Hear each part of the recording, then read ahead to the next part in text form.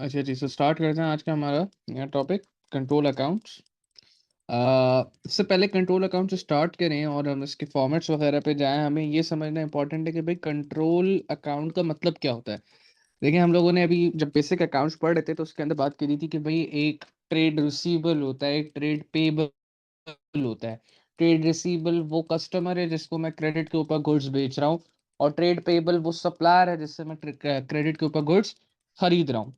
और हमने ये बात करी थी कि जो इंडिविजुअल, लेट से एक असलम मियाँ है या मुश्ताक मियाँ है या व्हाट्सएवर आबिद है, जो भी है, जिससे मैं लेट से अगर जिसको मैं अगर लेट से क्रेडिट के ऊपर गुड्स बेच रहा हूँ, तो उस ट्रेड रिसीवेबल का अकाउंट किधर मेंटेन होता था? सेल्स लेजर के अंदर मेंटेन होता था। और सिमिलरली अगर कोई ट्रेड पेबल है तो उस ट्रेड पेबल का अकाउंट किधर मेंटेन होगा? परचेज लेजर के अंदर मेंटेन होता था। अच्छा, एक तो हम अकाउंट मेंटेन कर रहे हैं इंडिविजुअल ना, क्योंकि मेरे पास लेट से मल्टीपल ट्रेड पेबल्स हैं, तो मैं लेट से 3 ट्रेड पेबल्स हैं तो तीनों ट्रेड पेबल्स का अकाउंट सेपरेटली मेंटेन हो रहा है। और लेट से अगर 3 ट्रेड रिसीवल है तो उन तीनों ट्रेड रिसीवल का भी अकाउंट सेपरेटली मेंटेन हो रहा है। कंट्रोल अकाउंट के अंदर मैं ये देखना चाहता हूं कि मेरे पास at any given point in time कितने के टोटल रिसीवल पड़े हुए हैं या कितने के टोटल ट्रेड पेबल पड़े हुए हैं, यानी कि मुझे कितने लोगों से पैसा रिसीव करना है, यानी कि जिनको मैंने क्रेडिट के ऊपर गुड्स बेचे थे और अब मुझे उनसे पैसे रिसीव करने हैं। तो टोटल यानी कि मिला के टोटल जितने भी ट्रेड रिसीवल है उनसे मिला के मुझे जो पैसे मिलने हैं, that will be shown in my sales ledger control account. Similarly जो मुझे टोटल पैसे कितने लोगों को देने हैं, यानी मेरे जो तमाम सप्लायर्स हैं जिनसे मैं पिछले टाइम पीरियड के ऊपर गुड्स खरीदता रहा हूं, और अगर मैं कंबाइन करूं सबका टोटल टोटल मिला के मुझे मेरे कितने पैसे देने हैं, ये दोनों फिगर्स कहां से निकल के आती हैं? ये दोनों फिगर्स कंट्रोल अकाउंट से निकल के आती है। तो कंट्रोल का अगर मैं ब्रॉडली बताऊं टॉपिक के कॉन्टेक्स्ट के, समझ लो टोटल। सो कंट्रोल अकाउंट से क्या मतलब है? Combined accounts. किस चीज के कंबाइंड अकाउंट्स? ट्रेड रिसीवेबल का कंबाइंड अकाउंट और ट्रेड पेबल का कंबाइंड अकाउंट।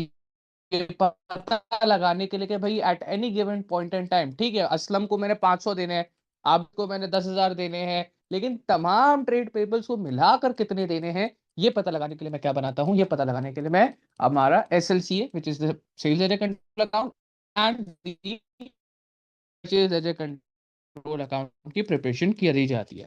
तो sales ledger control total receivable account, जो मैंने भी आपको इतना मतलब समझाया ना कि भाई कंट्रोल का मतलब क्या है? टोटल। तो सेल्स लेजर कंट्रोल अकाउंट का क्या मतलब हो गया? It is the total receivables account, because it is the account of total receivables. It is made in such a manner that whatever is recorded in the individual receivable account will also be recorded in the total receivable account, that is the sales ledger control account। क्योंकि देखो, अगर मैं अच्छा किसी अमिताभ भाई, customer से credit के ऊपर गुड्स खरीद रहा हूँ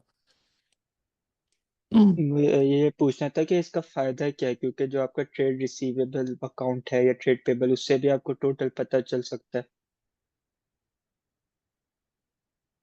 बेटा, आ रहा हूँ ना, इसमें फायदे वगैरह सब पे आ रहा हूँ, हम सारी चीजें एक एक करके आएंगे ना, पहले समझ है क्या, फिर फायदे पे आएंगे ना। तो ओ, आपके पास यहाँ पे जो इंडिविजुअल ट्रेड रिसीवेबल के अकाउंट, उसका टोटल जब हमने किया तो आप क्या बना रहे हो? आप जब टोटल बैलेंसेस से कंसर्न हो तो you are making a sales ledger control account. अब इसकी जैसे एग्जांपल मैं आपको दूं कि लेट से आपके पास एक ट्रेड रिसीवेबल है अली, एक ट्रेड रिसीवेबल है उस्मान, एक ट्रेड रिसीवेबल है मरियम, एक ट्रेड रिसीवेबल है मूसा। तो मिला के आपके पास टोटल 4 ट्रेड रिसीवेबल हो गए।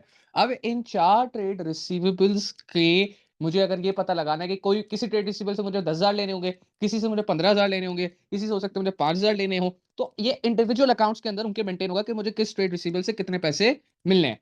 लेकिन जब मैं कंट्रोल अकाउंट बनाऊंगा तो कंट्रोल अकाउंट मुझे डायरेक्टली ये बता देगा कि भाई कंबाइंड मिला के, टोटल मिला के आपको आपके ट्रेड रिसीवेबल से कितने पैसे रिसीव होने हैं।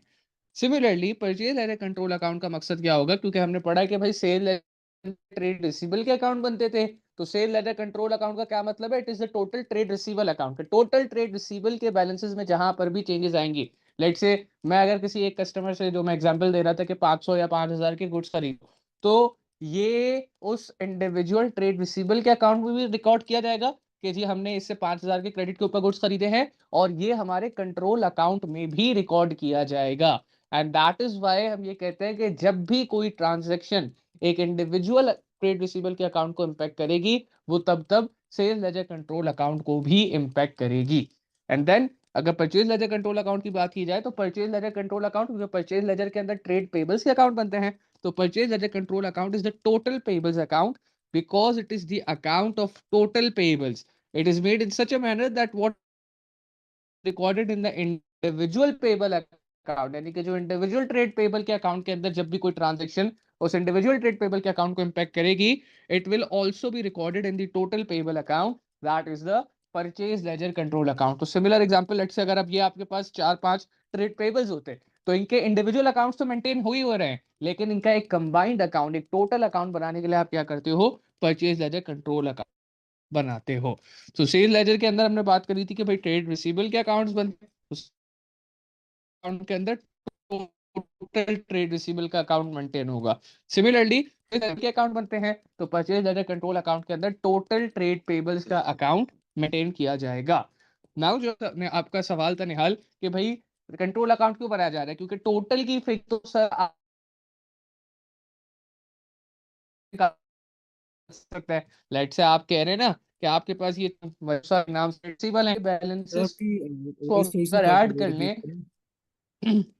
जो निहाल का सवाल था अभी, जो उसने कहा था कि भाई हम इंडिविजुअल ट्रेड रिसीवर अकाउंट्स में से भी तो सर आप टोटल फिगर निकाल सकते हैं। लेट आपके पास 4 हाँ रिसीवेबल थे, अली, उस्मान, मरियम, आप इन चारों ट्रेड रिसीवेबल के अकाउंट्स के बैलेंसेस को ऐड कर लें तो आपको पता चल जाएगा आपके टोटल ट्रेड रिसीवेबल कितने के हैं। तो फिर कंट्रोल अकाउंट बनाने की क्या जरूरत पड़ गई। तो निहाल अब जरा जवाब सुनिएगा इसका। कंट्रोल अकाउंट सिर्फ आपको टोटल की फिगर निकालने में मदद नहीं करता, दैट इज वन थिंग जो कि वो आपको निकाल के देता है। उसके साथ साथ कंट्रोल अकाउंट आपको ये भी बताता है कि जो आपने इंडिविजुअल ट्रेड रिसीवेबल के अकाउंट या ट्रेड पेबल के अकाउंट मेंटेन करे हुए हैं, कहीं तो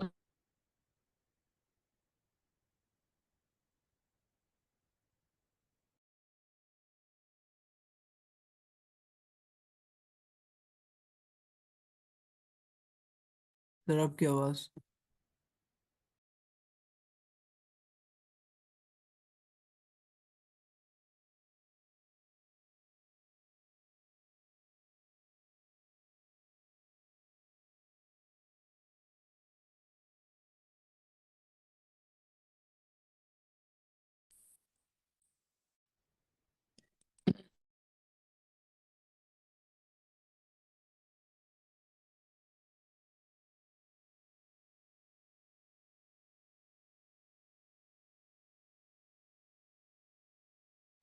अभी देखें, अभी आवाज बेहतर है मेरी।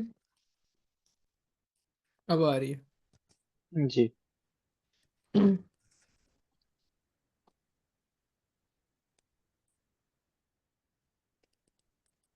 अच्छा जी, तो मैं सवाल का ही जवाब दे रहा था निहाल के कि भाई सर हमें जो टोटल अगर ट्रेड रिसीवेबल निकालना है, तो हमने जो इंडिविजुअल अकाउंट्स बनाए हुए ट्रेड रिसीवेबल के उनके बैलेंसेस को ऐड करें तो हमारे पास टोटल ट्रेड रिसीवेबल पता चल जाएगा कितना है।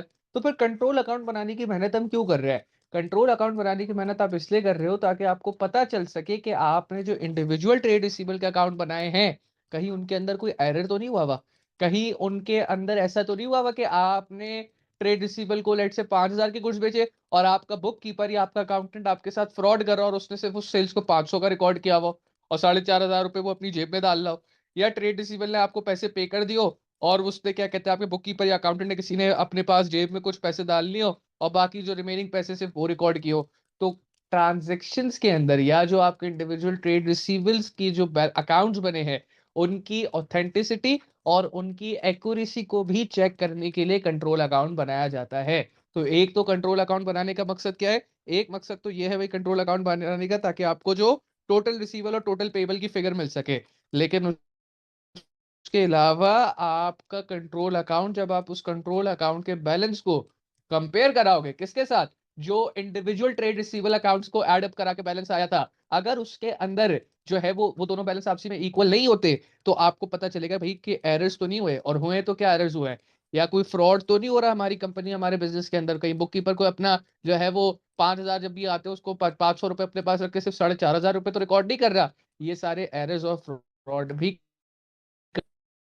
अकाउंट्स बनाने के बाद आपकी पकड़ में आ जाते हैं। और फिर एक फायदा तो हमने बात ऑलरेडी कर ली कि भैया आपको टोटल रिसीवेबल और टोटल पेबल की फिगर भी निकाल के देगा। कभी कभार जब बिजनेस को ये पता लगाना होता है कि भाई हमारी जो टोटल सेल्स हुई है उसमें से क्रेडिट सेल्स कितनी है, या जो हमारी टोटल परचेज है उसमें से क्रेडिट परचेज कितनी है, तो ये फिगर्स फाइंड आउट करने के लिए भी you make your PLC and SLC, sale ledger control account and purchase ledger control account. किस तरीके से वो फिर उसके थ्रू निकलती है, सवाल करेंगे तब डिस्कस करेंगे। एंड लास्ट पॉइंट मैंने अभी कहा भी कि भाई इंडिविजुअल अकाउंट्स जो थे उनका सम करने के बाद जो एक बैलेंस निकल के आया था, उस बैलेंस को आप कंपेयर कराओगे कंट्रोल अकाउंट के बैलेंस के साथ, ताकि ये देख सको कि भाई कहीं कोई मसला तो नहीं है, कहीं कोई एरर कोई फ्रॉड तो नहीं हो रहा। और अक्सर ऐसा होता है कि ये दो बैलेंसेस आपसी में मीट नहीं करते। तो आपको पता कब चलता है कि भाई कोई मसला हो रहा है, कोई एरर हुआ हुआ है, जब आप कंट्रोल अकाउंट बनाओगे। अगर आप कंट्रोल अकाउंट ही नहीं बनाओगे और आप सोनली इंडिविजुअल अकाउंट्स के ऊपर ही चलोगे कि भाई इसी का जो बैलेंस आ रहा है वही ठीक बैलेंस है और उसी को रिकॉर्ड कर लोगे, तो आपको अगर कोई एरर हुआ भी होगा या कोई फ्रॉड हुआ भी होगा तो आपकी पकड़ में नहीं आएगा। लेकिन if you are making control accounts तो आप एरर और फ्रॉड को आइडेंटिफाई भी कर सकते हो, और उसके बाद जो इन दोनों बैलेंसेस के अंदर डिफरेंस आया है उस बैलेंस को रिकनसाइल भी कर सकते हो। रिकनसाइल करने का क्या मतलब है? रिकनसाइल करने का इसमें मतलब ये एरर होता है कि कैसे अगर तो फाइंड आउट करो? भाई अगर आपके पास लेट से इन चारों ट्रेड इंडिविजुअल ट्रेड रिसीवेबल का जो मैंने सम करके बैलेंस निकाला वो आया 10,000, और मैंने जब एसएलसीए बनाया उसका बैलेंस आया लेट से 12,000, तो अब मुझे पता चल गया ना भाई कि कोई मसला है। एसएलसीए के अंदर अमाउंट ज्यादा आ रही है, इंडिविजुअल ट्रेड रिसीवेबल अकाउंट्स के अंदर अमाउंट कम आ रही है। इसका क्या मतलब है? इसका मतलब ये कि या तो मैंने कुछ सेल्स रिकॉर्ड नहीं करी भी, या कहीं ना कहीं पे कोई मसला है, तो फिर मैं बैठ के देखूंगा कि यार क्या पॉसिबल एरर्स है जिसकी वजह से दो बैलेंसेस मीट नहीं कर रहे। और वंस ये एरर्स और फ्रॉड सर आइडेंटिफाई हो अगर जाएगा आपने ट्रेड तो जो रिसीवेबल लास्ट के पॉइंट अकाउंट लिखा हुआ से है तो ना। बनाए, नहीं, आपने ये ट्रेड किसने कहा? रिसीवेबल्स का एडअप किया ना ये किसने कहा? इसी के लिए। नहीं, नहीं, अकाउंट किस तरीके से बनता है इस पे तो अभी बात ही नहीं हुई है। अभी तो सिर्फ बात हो रही है कि जो कंट्रोल अकाउंट बनाने का फायदा है वो क्या है, वो कहाँ से बनता है, वो तो अभी बात हो रही है।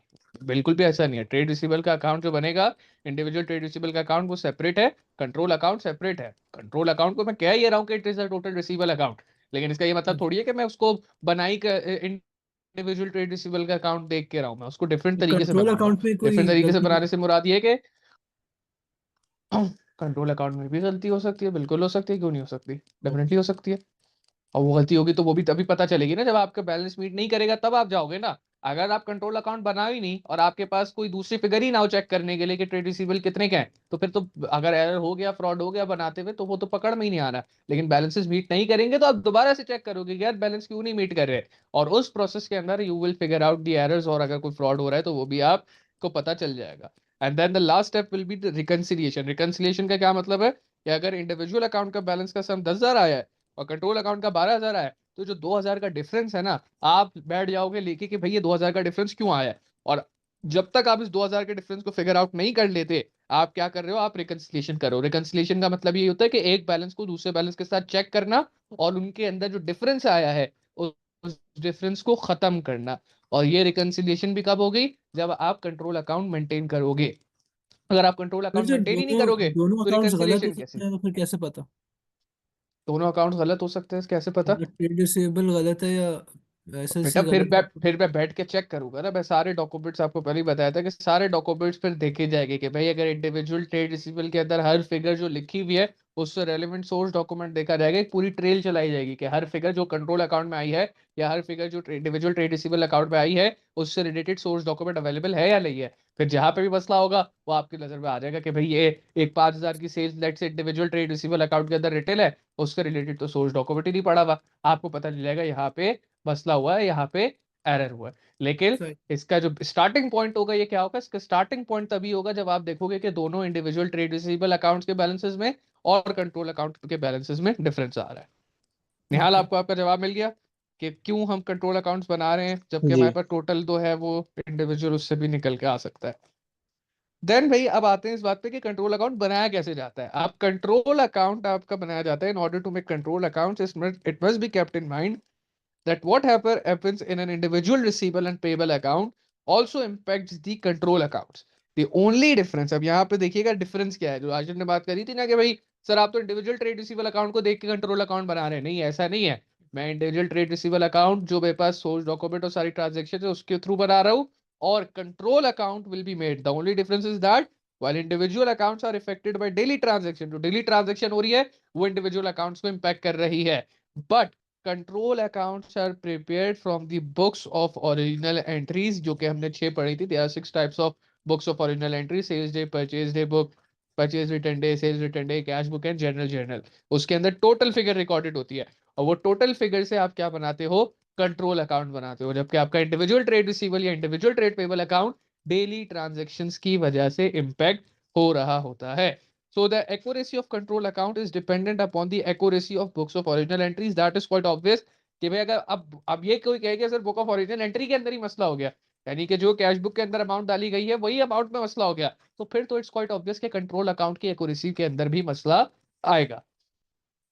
अब ये बात अपने दिमाग में आपने क्लियर रखनी है। क्या बात दिमाग में क्लियर रखनी है? कि भाई control accounts are being prepared from the books of prime entry, whereas individual trade receivable and individual trade payable account are made from day to day transactions.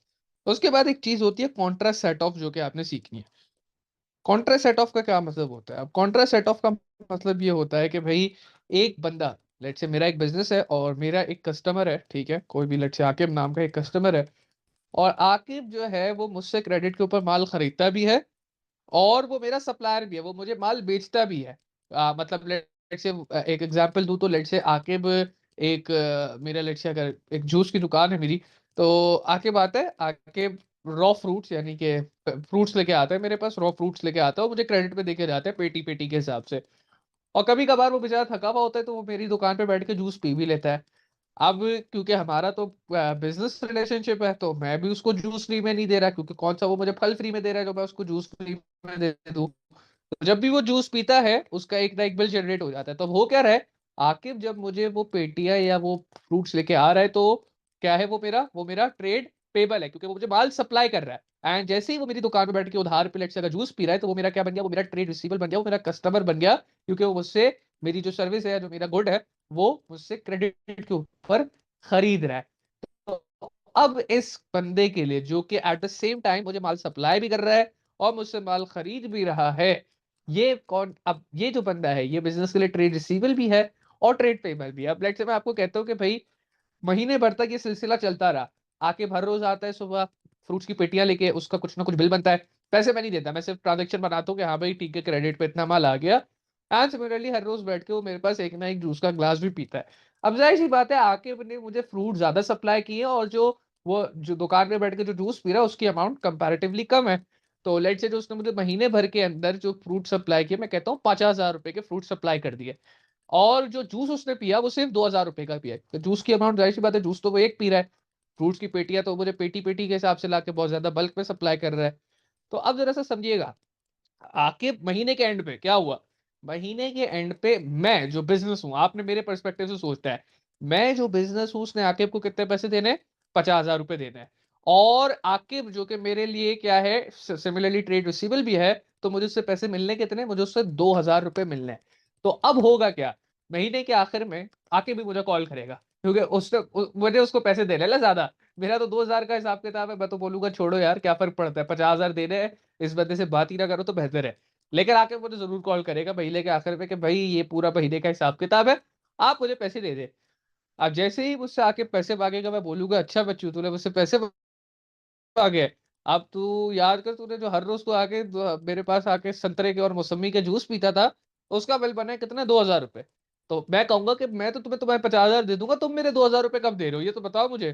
तो आकिब क्या बोलेगा? आकिब बोलेगा यार इसने अब जूस के पैसे नहीं मांगे, मैं तो समझ रहा था फ्री में पिला रहा है, लेकिन इससे तो पैसे मांग लिए हैं। तो आकिब बोलेगा यार चलो ठीक है, तुमने मुझे 50 देने थे ना, अब मैं कहाँ तुम्हें 2,000 दूं, फिर तुम मुझे 50,000 रुपए दो। एक काम करो, तुमने जो मुझे 50,000 रुपए देने हैं उसमें से 2,000 रुपए का सेट ऑफ कर लो, यानी कि अब तुम मुझे 50,000 ना दो, बल्कि जो पैसे मैंने तुम्हें देने थे 50,000 रुपए, 2,000 रुपए, उसको 50,000 रुपए के अंदर सेटल कर लो। और मुझे जो रिमेनिंग अमाउंट बचती है, जो कि कितने की होगी? ऑब्वियसली 48,000 रुपए की होगी, वो 48,000 रुपए मेरे अकाउंट में डाल दो। तो ये जो 2,000 रुपए से हुआ है ना, ये जो 2,000 रुपए की सेटलमेंट हुई है, या इसको कह लो जो एडजस्टमेंट हुई है, इसको हम लोग कहते हैं Contra set of, when a customer is also a trade payable or when a trade payable is also trade receivable of the business। तो जो लोअर अमाउंट होती है ना, कभी भी 50,000 से सेट ऑफ थोड़ी होगा। मैं आके आपको बोलूं कि भाई चलो सेट ऑफ करते हैं, मैंने तुम्हें 50,000 देने थे, तुमने मुझे 2,000 देने थे, चलो अब हमारा कोई बैलेंस नहीं रहा। आके बोलेगा क्या हो गया यार, कैसी बचकाना बातें कर रहे हो? ऐसा थोड़ी होता है। आगे ये बोलेगा कि अब जो लोअर उससे सेट ऑफ करो, 2000 के अबाउट लोअर है, ठीक है, तो मैंने तुम्हें 2000 देने थे, तो अब तुमने मुझे 50, मैंने तुम्हें 2000 देने थे, तुमने मुझे 50,000 देने थे, ठीक है, तो मुझे 2000 कम करके बाकी के 48,000 रुपए दे दो। तो the important point over here is के सेट ऑफ हमेशा हमेशा लोअर अमाउंट से होगा, which is very quite sensible. अगर मैं कहूँ कि आशिर ने निहाल को 1000 रुपए देने हैं और निहाल ने आशिर को 500 रुपए देना है, तो अब क्या होगा, सेट ऑफ जो होगा वो 500 वाली जो लोअर अमाउंट है उससे होगा, और रिमेनिंग जो 500 जो आशिर ने निहाल को देने थे आशिर देगा। आशिर कह गया मैंने इनिशियली 1000 देने थे, निहाल ने मुझे 500 देने थे, 500 से सेट ऑफ हो गया है, जो रिमेनिंग की 500 की अमाउंट है वो मैं उसको ट्रांसफर कर दूंगा। So contra set off is always made with the minor of two balances and it will impact both sales ledger control account and the purchase ledger control account। क्यों? क्योंकि जब भी आपका सेट ऑफ होगा तो आपका ट्रेड पेबल भी कम हो रहा है, आपको अब पैसे भी कम देने हैं। अगर आप मेरी वाली इनिशियल एग्जांपल पर वापसी आ जाओ, तो मैंने आकिब को 50,000 देने थे, लेकिन अब क्योंकि 2000 से सेट ऑफ हो गया है तो मेरा ट्रेड पेबल कम हो गया, कितना बच गया, सिर्फ 48,000 बच गया। और सिमिलरली क्योंकि मुझे आकिब से 2000 रिसीव भी होने थे, तो सेट ऑफ होने के बाद अब वो 2000 मुझे रिसीव नहीं होंगे, तो मेरा ट्रेड रिसीवेबल भी कम हो गया, जिसकी वजह से हम ये कहते हैं कि कॉन्ट्रा सेट ऑफ जब भी होगा वो आपके ट्रेड पेबल को भी कम करेगा, ट्रेड रिसीवेबल को भी कम करेगा, और हमेशा लोअर अमाउंट से कम करेगा। सो ये बात थी कॉन्ट्रा सेट ऑफ के लिए। यहाँ पे भी एक एग्जांपल गिवन है, सिमिलर एग्जांपल है, कॉन्सेप्ट वही है, मिस्टर एक्स है। मिस्टर एक्स कहते हैं भाई हमारा सप्लायर भी है और कस्टमर भी है। अगर क्योंकि कस्टमर है तो उसने हमें पे करना है, और सप्लायर है तो हमने उसको पे करना है। अब लिखा हुआ है भाई कि आपका जो सप्लायर को जो आपने पे करना था वो 300 है, और जो कस्टमर से आपने रिसीव करना है वो कितना है, जो कस्टमर से आपने रिसीव करना है वो 500 है। तो अब मुझे आप बता दो कि सेट ऑफ कितने से होगा। ऑब्वियसली सी बात है, जो लोअर अमाउंट है 300 की उससे सेट ऑफ होगा। जब 300 से सेट ऑफ हो जाएगा तो मैंने सप्लायर को जो 300 पे करने थे वो जीरो हो जाएंगे after the set of. After set of जो कि 300 रुपए का हो गया है, उसके बाद मैंने अब सप्लायर को कुछ नहीं पे करना, लेकिन सप्लायर ने मुझे स्टिल कितने पे करने हैं, एज क्योंकि वो मेरा कस्टमर भी था, उसने 500 देने थे। आफ्टर सेट ऑफ 300 उसने मुझे स्टिल 200 रुपए पे करने होंगे। ऐसा थोड़ी होगा कि भाई सामने मैंने तुम्हें 300 देने थे, तुमसे मुझे 500 मिलने थे, सेट ऑफ के बाद ऐसा थोड़ी है कि वो 200 भी मैं नहीं लूंगा। जो रिमाइंडर अमाउंट है, जो मुझे अगर 500 मिलने थे तो 300 का सेट ऑफ हुआ है, 300 के सेट ऑफ के बाद जो रिमेनिंग अमाउंट है 200 की, वो मैं स्टिल अपने ट्रेड रिसीवेबल से रिसीव करूंगा। और इसके आगे एक नोट लिखा हुआ है, जो कि आप लोग भी जब मैं नोट्स भेजूं तो लिखिएगा, that contra set off is always done at the lower amount and it will always reduce both your sales ledger control account as well as your purchase ledger control account, क्योंकि आपका trade receivable भी कम हो रहा है और trade payable भी कम हो रहा है। रिसीवेबल कैसे कम हो रहा क्या? है? रिसीवेबल कैसे कम हो रहा है? कैसे कम क्या हो रहा है, तुम खुद सोचो ना कैसे कम हो रहा है। अगर तुम सेटलमेंट करते हो तो तुम्हें जो पैसे मिलने थे और तुमने जो पैसे देने थे, दोनों अमाउंट कम होंगी ना। क्योंकि भाई अगर मैंने कहा कि लेट्स से ये जो सब मिस्टर एक्स था, इसको मैंने 300 देने थे और इससे मिलने मुझे 500 थे, तो जब 300 से सेट ऑफ हुआ, जब यानी कि 300 की सेटलमेंट हुई, यानी समझ लो ये बात कि जिस दिन मैंने उसको कॉल करी ना कि यार आप मुझे मेरे 500 दो, उसने कहा यार आपने भी तो मुझे 300 देने थे। तो मैंने कहा यार एक काम करते हैं, आपने मुझे 500 देने, मैंने आपको 300 देने, मैं अब आपको 300 नहीं दूंगा, ठीक है, यहाँ पे सेटलमेंट करते हैं 300 की। आपने जो मुझे 500 देने थे तो अब आप मुझे भी 500 नहीं देना, आप 300 कम करके मुझे रिमाइंडर अमाउंट 200 रुपए की दे दो। तो मुझे बताओ मेरा ट्रेड रिसीवेबल कम हुआ या नहीं हुआ? हाँ सर, वहाँ पे एक कोई चीज एलिमिनेट हो जाएगी क्या? हाँ, एक चीज बिल्कुल नलिफाई हो जाएगी। जैसे यहाँ पे अब आपका, क्योंकि जो भी लोअर अमाउंट थी, अगर ट्रेड पेबल की लोअर अमाउंट है तो इस केस में ट्रेड पेबल की जो लोअर अमाउंट है वो हाँ कंप्लीटली सेट अप हो गई, और अगर ट्रेड रिसीवेबल की लोअर अमाउंट होगी तो वो ट्रेड रिसीवेबल की अमाउंट कंप्लीटली एलिमिनेट से मतलब ये जीरो हो जाएगी ना, क्योंकि सेट ऑफ लोअर हाँ अमाउंट थी, वो इटसेल्फ लोअर अमाउंट है, उससे जब सेट ऑफ हुआ तो कुछ बचेगा ही नहीं। सही है। तो जब सेट ऑफ करते हैं तो एक ट्रांजैक्शन बस करते हैं? एक नहीं, दोनों करेंगे, परचेज लेजर में भी करेंगे, सेल्स लेजर में भी करेंगे, दोनों जगह दिखाएंगे ना, क्यों ट्रेड रिसीवेबल भी कम हुआ, ट्रेड पेबल भी कम हुआ है। अच्छा। ठीक है भाई, सेट ऑफ वाली बात क्लियर है आप लोगों को? सेट ऑफ के बाद जो दूसरी चीज हमें समझनी है वो है माइनर बैलेंस। अब माइनर बैलेंस क्या होता है भाई? माइनर बैलेंस आपका तब क्रिएट होता है जब एक बहुत ही शॉर्ट पीरियड ऑफ टाइम के लिए आपका ट्रेड रिसीवेबल या तो ट्रेड पेबल बन जाए, या आपका ट्रेड पेबल आपका ट्रेड रिसीवेबल बन जाए। अब ये कैसे होगा सर? देखो भाई, हम ये कहते हैं कि ट्रेड रिसीवेबल वो बंदा है जिसने हमसे गुड्स खरीदे क्रेडिट के ऊपर, अब अगर लेट से वही ट्रेड रिसीवेबल हमें ओवर पेमेंट कर देता है, लेट से उसने हमें 500 देने थे, 500 की जगह उसने हमें 1000 दे दिए, तो जो 500 रुपए की एक्स्ट्रा पेमेंट उसने मुझे कर दी है, मैंने उसको वापसी तो करनी है ना। और वापसी करनी है तो उसका क्या मतलब हो गया, मेरे ऊपर उधार चढ़ गया। है तो वो बंदा मेरा ट्रेड रिसीवेबल ही, लेकिन क्योंकि for a very short period of time because उसने मुझे ओवर पेमेंट कर दी है, तो अब वो मेरा क्या बन गया, वो मेरा ट्रेड पेबल बन गया है। और कब तक वो ट्रेड पेबल रहेगा, जब तक मैं उसकी ओवर पेमेंट जो 500 रुपए की उसको वापसी नहीं कर देता, तब तक वो मेरे लिए ट्रेड पेबल रहेगा। सिमिलरली कभी कभार ऐसा भी होता है कि भाई लेट से आपके ट्रेड रिसीवेबल ने आपसे गुड्स खरीदे 5,000 डॉलर के, और अब थोड़े दिनों में उसने आपको पेमेंट भी कर दी, लेकिन उसके बाद वो आया कि भाई ये आपने जो गुड्स भेजे थे इसमें से कुछ गुड्स तो फॉल्टी है, ये उसने गुड्स रिटर्न करा दिए लेट से 1000 डॉलर के, तो वो बोलेगा लाओ मेरे 1000 डॉलर वापसी करो। तो अब जब तक आप उसके वो 1000 डॉलर जो कि उसने आपको रिटर्न कराने के बाद, यानी कि रिटर्न करने के बाद जो आपसे वापसी डिमांड की है, क्योंकि कैश तो पहले ही पे कर चुका था, 5,000 रुपए का माल आपने उसको बेचा, उसने 2 दिन बाद आपको लेट से 5,000 की पेमेंट कर दी।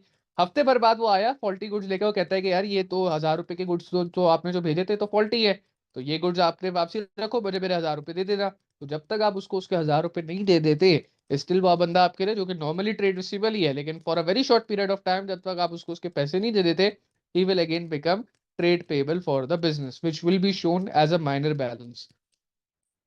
So when the receivable overpays and do not adjust his account, he becomes the payable for a very short period of time, and same goes for payable। अगर payable जो है हम उसको, हमारा लेट्स से एक trade payable है, अगर हम उस ट्रेड पेबल को ओवर पे कर देते हैं, तो वो हमारे लिए क्या बन जाएगा, for a very short period of time वो हमारा रिसीवेबल बन जाएगा।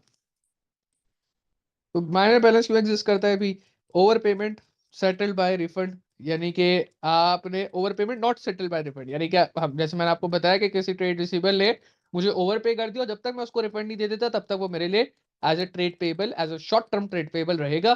मैं उसको as a minor balance show करूंगा, और जिस दिन मैं उसको कैश रिफंड दे दूंगा उसको ओवर पेमेंट का, वो माइनर बैलेंस खत्म हो जाएगा। Return on goods after payment, ये वही बात है कि भाई पेमेंट हो गई थी उसके बाद अगर मेरे पास रिटर्न आया या उसके बाद मैंने रिटर्न कराया, तो स्टिल जब तक मुझे मेरी उस पेमेंट के, क्योंकि पेमेंट तो मैं पूरी कर चुका हूँ, तो जितने का मैंने रिटर्न कराया जब तक मुझे उस रिटर्न के बदले पैसे नहीं मिल जाते, वो भी क्या रहेगा, वो भी मेरा as a minor balance show होगा।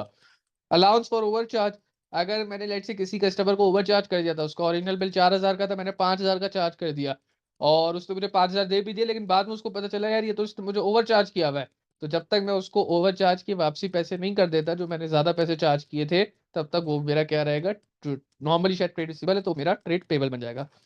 Then advance payment of goods to be bought later, अगर किसी बंदे ने मुझे एडवांस में पेमेंट कर दी और कहा कि मैं आपसे 2 महीने बाद गुड्स लूंगा, तो जब तक वो मुझसे गुड्स नहीं ले लेता तब तक वो मेरा क्या रहेगा, तब तक वो भी मेरा ट्रेड पेबल रहेगा, क्योंकि मेरे ऊपर ऑब्लिगेशन चढ़ गई है ना कि उसको मैं गुड्स प्रोवाइड करूं। And then allowance for damage goods after payment has been made, यानी कि एक मिनट देगा जरा मुझे फिर से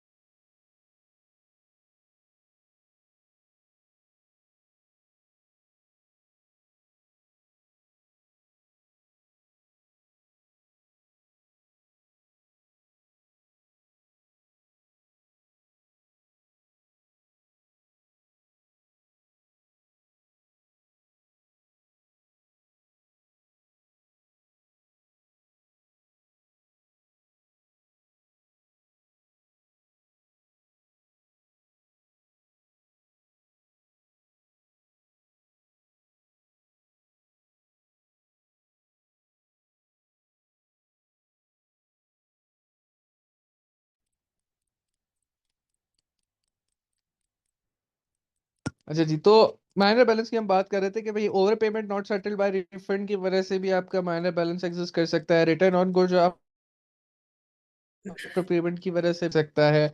ओवरचार्ज हुआ हुआ है तो उसकी वजह से भी माइनर बैलेंस एग्जिस्ट कर सकता है। और एडवांस पेमेंट हुई है तो उसकी वजह से भी जो है वो आपका माइनर बैलेंस एग्जिस्ट कर सकता है।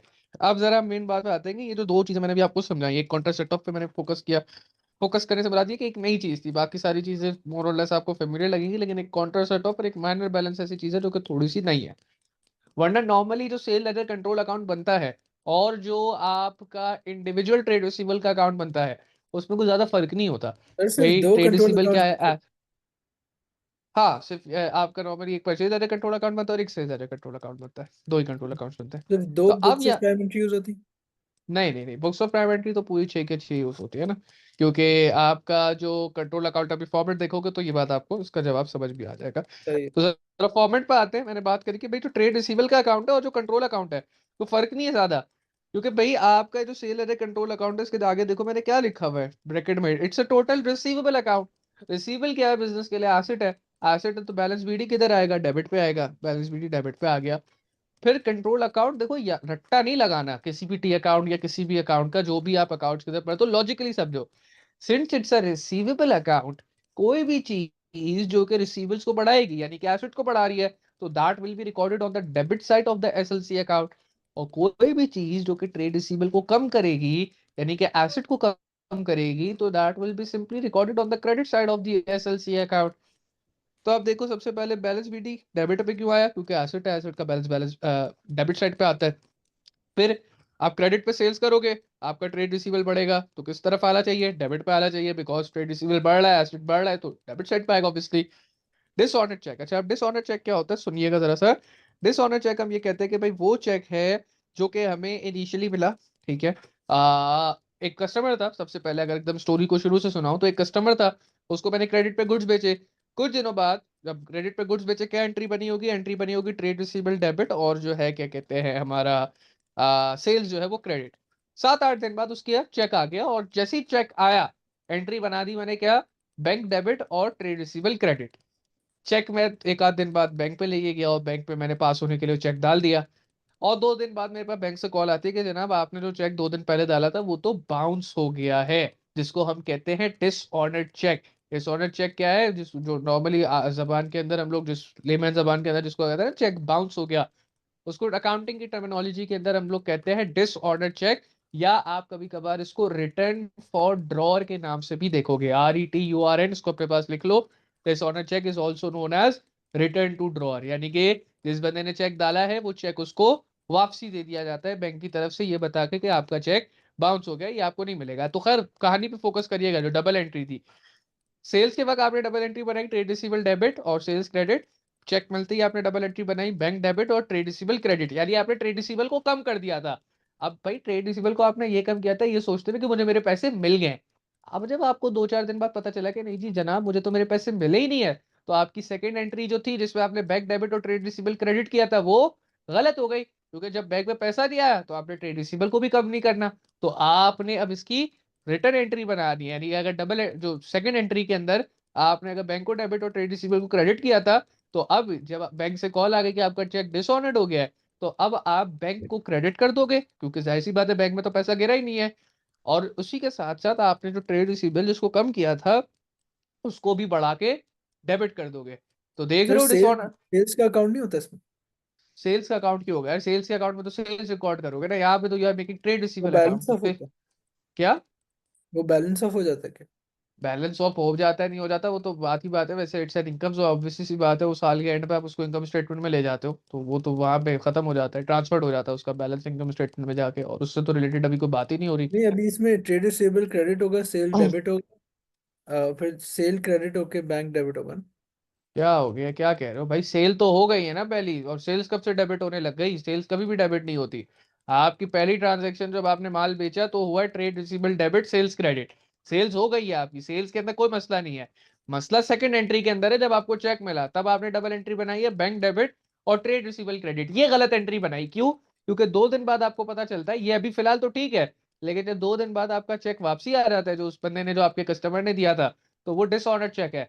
अब यानी कि जो आपकी सेकंड एंट्री बनी थी कि जिसमें आपने ट्रेड रिसीवेबल को कम कर दिया और बैंक को बढ़ा दिया, भाई बैंक में तो पैसा ही नहीं आया, तो आपकी जो सेकंड एंट्री हो गई वो गलत हो गई ना, कि बैंक को आपने डेबिट किया हुआ है। और ट्रेड रिसीवेबल भी आपने इसी बेसिस पे कम किया था कि उसने पैसे दे दिए, आपको तो पैसे रिसीव ही नहीं हुए, चेक तो बाउंस हो गया। तो अब आप उसको रेक्टिफाई करने के लिए दोबारा से ट्रेड रिसीवेबल को डेबिट और बैंक को क्रेडिट करोगे। सेल्स का तो कोई मामला ही नहीं है, सेल्स का मामला तो पहली एंट्री में था जब आपने माल बेचा था, माल तो बिक गया, वो सही आपने रिकॉर्ड किया, उसका कोई लेना देना ही नहीं। उसके बाद तो जो पैसा आया है और आपने उसकी बेसिस पे जो ट्रेड रिसीवेबल को कम किया है वो गलत हुआ है, क्योंकि आपके पास आपको एक्चुअल में पैसे रिसीव नहीं हुए, वो चेक डिसऑर्डर्ड हो गया। तो उस वजह से अब आप ट्रेड रिसीवेबल को दोबारा भराओगे और बैंक को क्रेडिट कर दोगे, जिसकी वजह से आपका ट्रेड रिसीवेबल क्या हो जाएगा, डेबिट हो जाएगा। यदि ट्रेड रिसीवेबल बढ़ रहा है तो हमने सीख लिया कि भाई जब भी कोई चीज ट्रेड रिसीवेबल को बढ़ाएगी तो that will be recorded on the debit side of the SLC account, और इसी वजह से डिसऑनर चेक होने की वजह से हम हमारे एसएलसी को क्या कर रहे हैं, डेबिट कर रहे हैं। आई बात समझ में?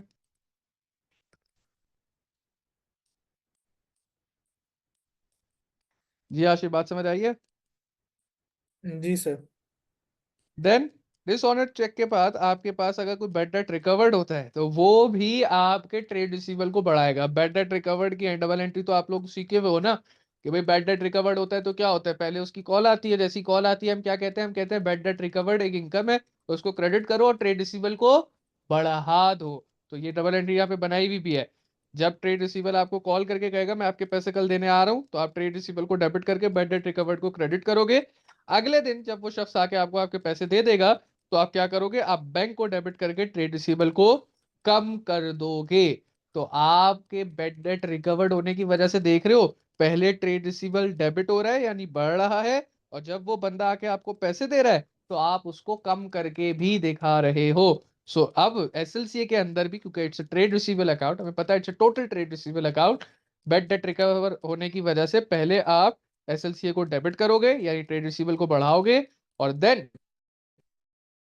ट्रेड रिसीवेबल कम होने की वजह से एसएलसीए को क्या करोगे, क्रेडिट करोगे। तो आप यहाँ पे देखो, बैड डेट रिकवर्ड होने की वजह से एक एंट्री आपको दिख रही है एसएलसीए में डेबिट साइड पे, और एक एंट्री आपको बैड डेट रिकवर्ड, और उसके आगे ब्रैकेट के अंदर बैंक भी लिखा हुआ है कि जब पैसे मिल गए तो आपने दोबारा उस ट्रेड रिसीवेबल को कम कर दिया है। देन उसके बाद हमारे पास इंटरेस्ट ऑन ओवरड्यू अकाउंट है, ये भी अच्छा, ट्रेड अब रिसीवेबल को बढ़ाएगा। ये बैड डेट रिकवर्ड की 2 एंट्रीज ही बनेंगी? जी जी बिल्कुल, बैड डेट रिकवर्ड की दो एंट्री बनेगी। पहला, जब उसकी कॉल आई तो आपने ट्रेड रिसीवेबल को बढ़ा के बैड डेट रिकवर्ड को क्रेडिट कर दिया। अगले दिन जब उसने आके आपको पैसे दे दिए, कैश दे दिया, तो आप कह रहे हो कि भाई अब पैसे आ गए, उस ट्रेड रिसीवेबल को दोबारा से कम कर दो बैंक की वजह से, क्योंकि बैंक में पैसे आ गए, तो आपका ट्रेड रिसीवेबल क्रेडिट हो जाएगा और बैंक जो है वो डेबिट हो जाएगा। क्योंकि दो एंट्रीज इस वजह से भी आ रही है क्योंकि बैड डेट रिकवर जब हो रहा है तो दो ही एंट्रीज ऐसी हैं जो कि आपके ट्रेड रिसीवेबल को इम्पैक्ट कर रही है, इस वजह से दोनों एंट्रीज एसएलसी के अकाउंट के अंदर जाएंगे। ठीक है तो अब निहाल? लाजमी 2 एंट्रीज ही बनेंगी अब? हाँ हाँ बिल्कुल बिल्कुल, बैड डेट रिकवर्ड हो रहा है तो लाजमी दो एंट्रीज एसएलसी के अकाउंट के अंदर बनेंगी, दोनों टाइप पे आप दिखाओगे। देन इंटरेस्ट ऑन ठीक है। ओवरड्यू अकाउंट क्या है भाई? इंटरेस्ट ऑन ओवरड्यू का अकाउंट का मतलब यह है कि जब एक ट्रेड रिसीवेबल, मैंने आपको बताया था जब आप क्रेडिट पे माल बेचते हो तो एक सर्टेन टाइम लिमिट होती है कि 30 दिन 40 दिन के अंदर आप ट्रेड रिसीवेबल को कहते हो कि आपने पैसे मुझे वापसी करने हैं। अगर वो ट्रेड रिसीवेबल आपको 30 दिन 40 दिन के अंदर भी पैसे वापसी नहीं करता तो आप उसके अकाउंट पे इंटरेस्ट चार्ज करते हो। और वो इंटरेस्ट, क्योंकि लेट्स से उसने आपको 1000 रुपए देने थे 30 दिन के अंदर, आपने कहा था अगर 30 दिन से 31 दिन हो गया तो मैं 10% का इंटरेस्ट चार्ज कर दूंगा तुम्हारे ऊपर। और ये अब तो आपने उसको बताया होगा, लेट्स से मैं मंथली चार्ज करूंगा या वीकली चार्ज करूंगा, बाई वीकली चार्ज करूंगा, जो भी आपने एग्रीमेंट में लिखा हुआ था। लेट्स से हम अज्यूम करते हैं कि हम मंथली चार्ज कर रहे हैं, तो जैसे ही 30 के बाद हमने लिखा हुआ है कि भाई 31st हो गई तो हम 10% का इंटरेस्ट मंथली बेसिस पे चार्ज करेंगे। तो 1000 देने थे, अब 1000 का 10% 100 रुपए, आपके ट्रेड रिसीवेबल 100 रुपए से बढ़ गए, कितने हो गए, 1100 हो गए। यानी कि अब आप उस बंदे से 1000 नहीं वापसी लोगे, जब वो आपको आपके पैसे देगा आप कहोगे 1000 तो तुम्हारी ओरिजिनल इनवॉइस थी, उसके ऊपर जो हमारा एग्रीमेंट था उसमें ये था कि भाई महीने भर बाद अगर पैसे दिए तो 10% ऊपर देने पड़ेंगे, तो अब आप मुझे 1100 रुपए लाए। तो जब आप उसके ऊपर अकाउंट के ऊपर इंटरेस्ट चार्ज कर रहे हो तो भी आपका ट्रेड रिसीवेबल इंक्रीज हो रहा है। And then at last cash refund क्यों सर ट्रेड रिसीवेबल को बढ़ाएगा? ऊपर आपने भी एक चीज पढ़ी थी, माइनर बैलेंस, जिसके अंदर छोटे टाइम पीरियड के लिए आपका ट्रेड रिसीवेबल क्या बन रहा था, ट्रेड पेबल बन रहा था।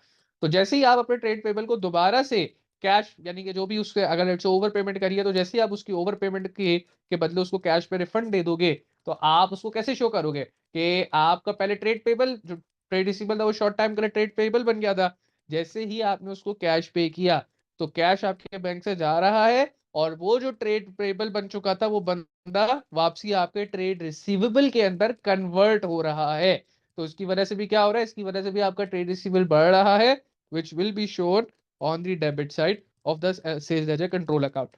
फिर यहाँ पे क्रेडिट साइड पे देखो आपको एक माइनर बैलेंस बीडी दिखेगा। माइनर बैलेंस बीडी क्या है? माइनर बैलेंस बीडी का वही मतलब है जो ऊपर हमने पढ़ा था कि अगर महीने के शुरू में किसी बंदे ने आपको ओवर पेमेंट दी हुई है, या क्या कहते हैं गुड्स पेमेंट करने के बाद गुड्स रिटर्न करवाए हुए हैं, या आपने उसको ओवर चार्ज किया था, तो जो भी बंदा जो कि for a very short period of time अगर आपका लेट्स से ट्रेड पेबल है, तो ट्रेड पेबल तो आपको पता है ना जी लाइबिलिटी है, तो लाइबिलिटी का बैलेंस किधर आना चाहिए? क्रेडिट पे आना चाहिए, because it has a credit nature.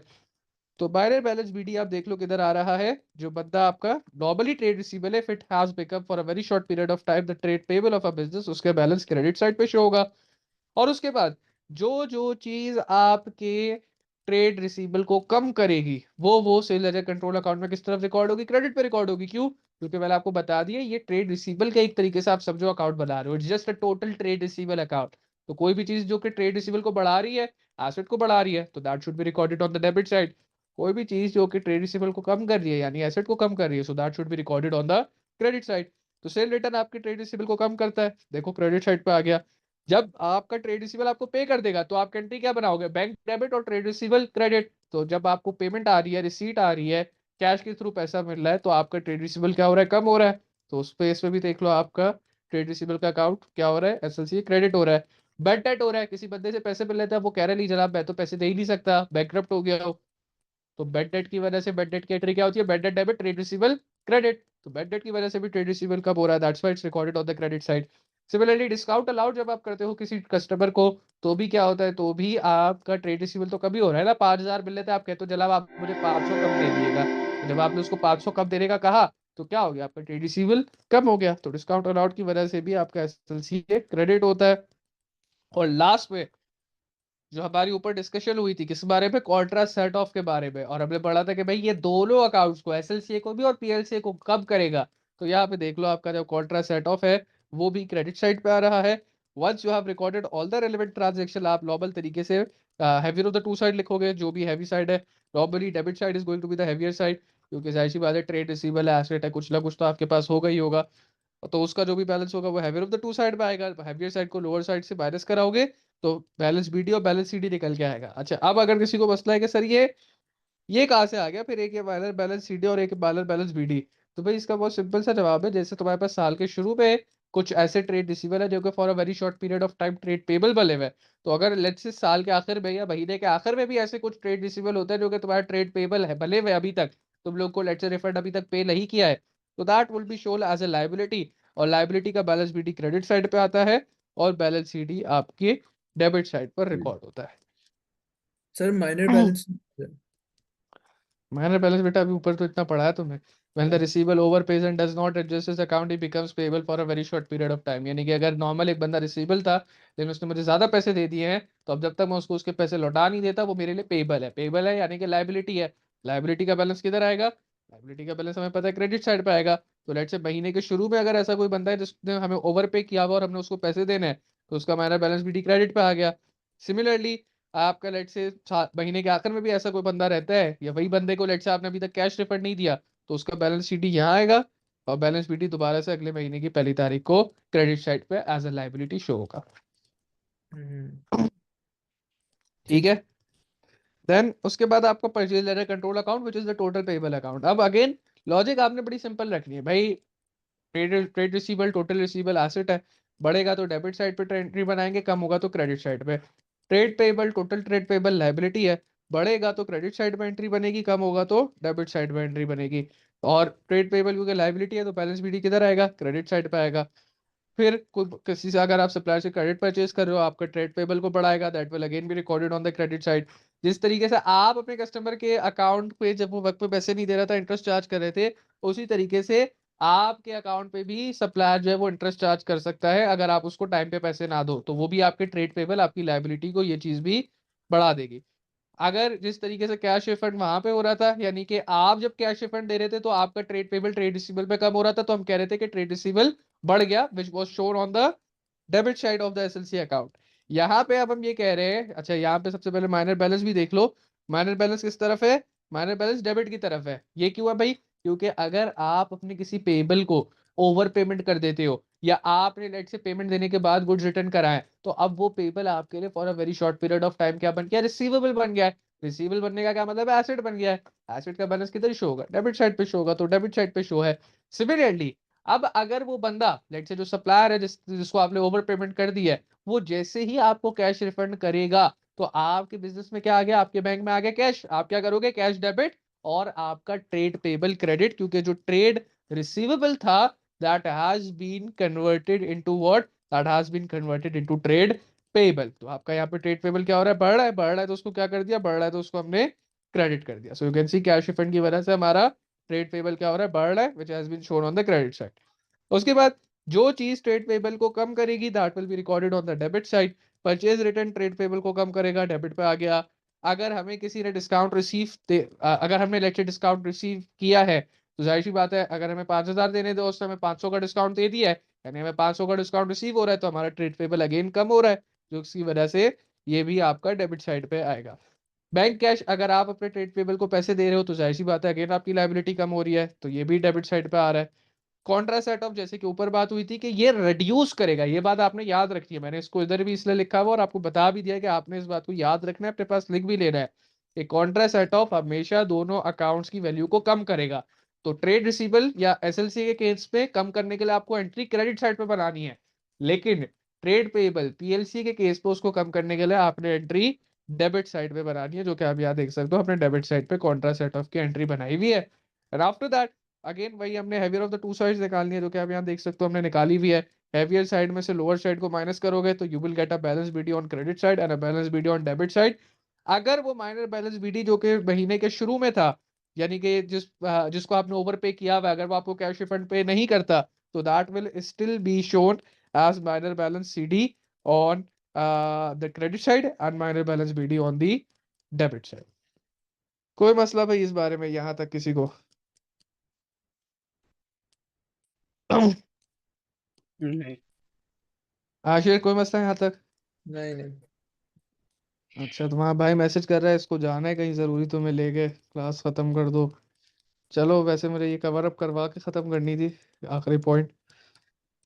चले ठीक है, फिर आज की क्लास हम यहीं तक रखेंगे। इंशाल्लाह कल की क्लास हम कोशिश करके थोड़ी बड़ी कर लेंगे, ताकि हम ये भी कवर अप कर सके, और जो है वो नेक्स्ट क्या कहते हैं, जो हमने सवालात इस टॉपिक के करने वो भी कर सके कल की क्लास में। मेक श्योर कि जब आप आओ तो ये फॉर्मेट आपको अच्छे से दिमाग में बैठा हुआ हो। रटना नहीं है, सब रटना नहीं है, कॉमन सेंस आपको पता होना चाहिए कौन सी चीज ट्रेड रिसीवेबल को बढ़ा रही हो, कौन सी चीज ट्रेड पेबल को कम कर रही है, और उसके हिसाब से अगर ट्रेड रिसीवेबल लेट्स एसएलसी बना रहे हो, कोई चीज ट्रेड रिसीवेबल बढ़ा रही है, डेबिट पे डालो, कम कर दिए क्रेडिट पे डालो। सिमिलरली पीएलसी बना रहे हो, ट्रेड पेबल लाइबिलिटी है, जो चीज ट्रेड पेबल को बढ़ा सकती है क्रेडिट पे डालो, जो कम कर सकती है उसको डेबिट पे डालो। तो लॉजिकली सोचते हुए आपने फॉर्मेट जो है अपने दिमाग में बिठाना है। रट्टा लगाने की आपको किसी, मैंने जो इतना टाइम लगा है, मैं आपसे ये भी कह सकता था भाई ये रहा फॉर्मेट, इसको रट लो, आगे बढ़ते हैं, सवाल पे आते हैं। लेकिन मैंने ये नहीं करा। हर चीज, हर ट्रांजेक्शन मैंने आपको बताई कि क्यों डेबिट पे या क्रेडिट साइड पे आ रही है। तो आपने भी उसी लॉजिक के साथ अपने दिमाग में बिठाना है, ताकि आपके पास सवाल है तो आपको रटना ये नहीं, मेमोराइज या रिकॉल ना करना पड़े, आप लॉजिकली खुद ही सोच के उस वक्त देख सको कि भाई इस ट्रांजेक्शन को डेबिट क्रेडिट किस तरफ रिकॉर्ड करना है। तो ठीक है, आज की क्लास यहीं तक रखते हैं। ख्याल रखें अपना, इंशाल्लाह कल की क्लास में मुलाकात होती है। अल्लाह हाफिज। अल्लाह हाफिज। नहीं।